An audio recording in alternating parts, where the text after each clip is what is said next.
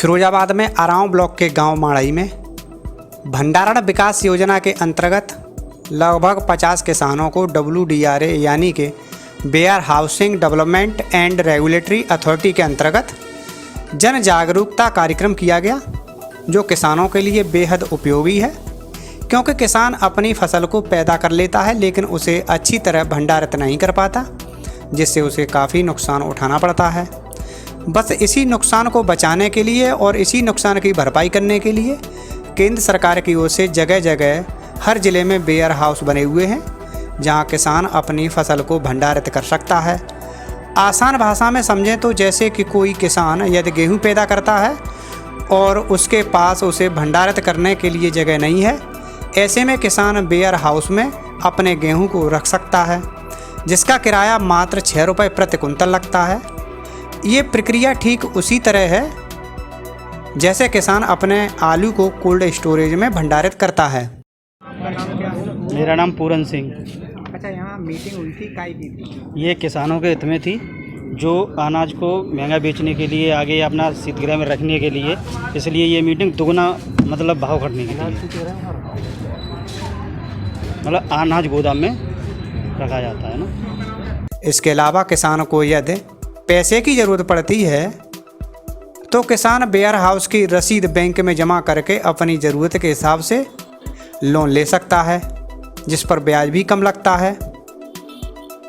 वहीं कार्यक्रम में आए हुए किसानों को अधिकारियों द्वारा पुरस्कृत भी किया गया। मैं डॉक्टर आलोक कुमार शर्मा, संकाय सदस्य, Indira Gandhi institute of cooperative management, Rajajipuram, Lucknow से हूं। और आज ये फतेहपुर गांव में भंडारण विकास योजना के अंतर्गत यहाँ के क्षेत्र के 50 किसानों के लिए WDRA स्कीम पर जागरूकता कार्यक्रम आयोजन करने के लिए आया हूँ। और ये कार्यक्रम क्षेत्र के किसानों के लिए बेहद उपयोगी है।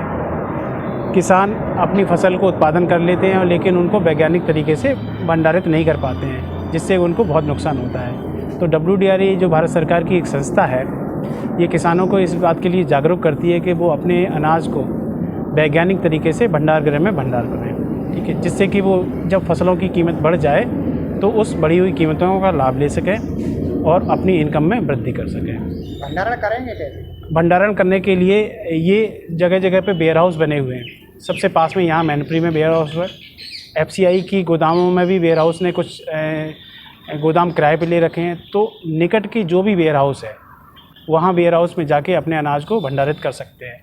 अच्छा, जब किसान को पैसे की ज़रूरत पड़ती है तो जब वेयर हाउस में भंडार करते हैं तो उनको एक NWR एक रसीद मिलती है। अगर पैसे की आवश्यकता पड़ती है तो उस रसीद को बैंक में जाकर, किसी भी नेशनलाइज बैंक में जाकर उस रसीद को दे सकते हैं, और देने के बाद उसके ऊपर उनको पर्याप्त लोन मिल जाता है, जिसको वो आसानी से चुका भी सकते हैं। और जब कीमतें अनाज की बढ़ जाती हैं तो उसकी बिक्री करके वो उसको ज़्यादा से ज़्यादा मुनाफा में बदल सकते हैं। ये 5 कार्यक्रम आयोजित किए जा चुके हैं। आज ये चौथा कार्यक्रम है। पहला कार्यक्रम नगला बालू के लिए, दूसरा कार्यक्रम कंथरा गांव के लिए, तीसरा कार्यक्रम पिथनपुर के लिए, चौथा कार्यक्रम ये फतेहपुर के लिए, और कल एक कार्यक्रम और आयोजित किया जाएगा नगला नंदी के लिए। क्षेत्र के किसानों का बहुत सहयोग मिला है, और इस कार्यक्रम के सफल आयोजन का श्रेय हमारे जो इस प्रांगण के सचिव हैं, ठीक है, श्री रामबरेश जी फौजी, ठीक है, इनको जाता है। इन्होंने बहुत मेहनत करके इस क्षेत्र के किसानों के लिए, ठीक है, ये कार्यक्रम का आयोजन करवाया है, ठीक है। और ये कार्यक्रम इन किसानों के लिए बेहद उपयोगी है। हमने यहाँ ये भी बताया कि किसान इनकम को किस प्रकार से डबल कर सकते हैं। इनकम को डबल करने के लिए FPO का निर्माण किस प्रकार किया जा सकता है।